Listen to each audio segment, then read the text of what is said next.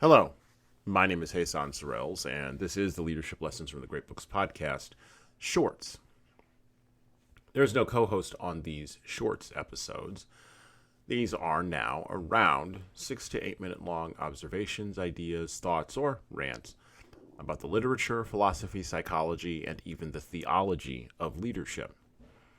Because listening to me talk about leadership for now around 6 to 8 minutes is still better than reading and trying to understand yet another business book.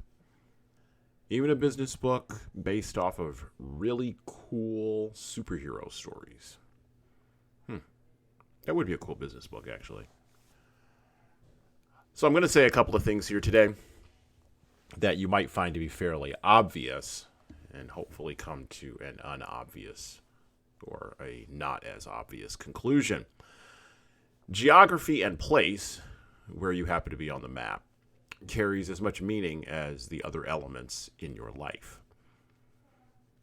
Many people, when thinking about meaning, don't tend to think about the place where their actual physical bodies are at, or if they do, it's a transient, flittering sort of thinking that doesn't really land on the whole of the problem. Where you are physically located on the map matters for who you are as a person, as well as what you like. Case in point, the differences in thinking and attitude between people living in large cities and small towns are pronounced, as are the differences between people living on farms and those living in more suburban environments. When people have freedom of movement, as well as freedom of association, they can choose to engage or disengage with the physical location that they are in and journey away from past experiences, past hurts, and past traumas. When people do not have freedom of movement, or when freedom of movement is severely curtailed, tyranny reigns. The assumption of being able to change your story by having the freedom to change your physical geographic location, unfettered by governmental oversight or dictate, is an unchallenged assumption for many people, for the most part, in the United States of America. However, for most of the last 20 years, the concept of staying in one place with one job, one set of friends, and one continuous story has been upended viciously, not by geographic movement, not by people moving around, so much as by technological expansion. The person in Mumbai, India, and the person in Clear Lake, Oregon, now have more in common with each other on Instagram than they do with the people in their near physical geographic reach. Such technological destruction of boundaries and borders has led to the belief of the deceptive lie of having global reach, and it has led to the compression of what used to be termed third-order relationships, collapsing them into what are now called first-order concerns. Case in point, I care a lot about climate change in Nigeria, but I fail to recycle in my own backyard. This disconnect is a lie. Real people in the real world close to you physically still matter more than the people inside of the supercomputer you carry around in your pocket.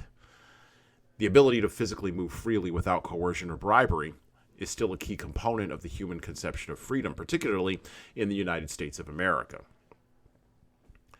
What does this have to do with leaders? Well, leaders nurture that conception. They are the ones that go to new horizons and are pioneers into new physical spaces. This is what the work of the billionaire class in the United States to get to space, while self-centered and in many ways and in many aspects blinkered for sure, this is why that work is exciting and invigorating. Leaders lead physical humans in the physical world to new and exciting physical places so that their internal as well as their external stories can be free to change. And well, that's it for me. Thank you for listening and subscribing to the Leadership Lessons from the Great Books podcast. If you're listening to this on any of the major podcast players, like iTunes, Google Podcasts, or Spotify, please go ahead and leave us a 5-star review and write a little bit in there. A couple of sentences is good enough. That actually helps us game those algorithms that I was just maybe addressing. And, of course, it helps us grow the show. Tell all your family, tell all your friends, and tell the leaders in your life that you know that need to be listening to this show that this show exists. By the way, if you want to get started on the leadership path yourself, or you know some people who need to go on the leadership path, HSCT Publishing, the home company of Leadership Toolbox and Leadership Lessons from the Great Books podcast, can help you and your team do that. So check out our training webinars, coaching services, and more at leadershiptoolbox.us. We are remote, we're live, we're in person, we're on video, and we've got leadership development solutions for your civic group, nonprofit staff, public sector staff, or even your private sector leaders. And of course, you're going to want to check out our video-based subscription service at leadingkeys.com. That's leadingkeys.com for leadership development on demand. You don't like videos, you don't like training, but you really like the podcast? Well, I would also recommend reading a book. Matter of fact, I'd recommend reading my most recent book, 12 Rules for Leaders, The Foundation of Intentional Leadership. You can get that in paperback, hardcover, or as an ebook on Amazon, Barnes & Noble, Kobo, Ingram Spark, and any other place that you order books online. Finally, of course, we're on YouTube just like everybody else is. We'd love to have you help us grow the YouTube channel, so like and subscribe to the video version of this podcast on the HSCT Publishing channel on YouTube. Just search for HSCT Publishing, or you can search for Leadership Toolbox and hit the subscribe button.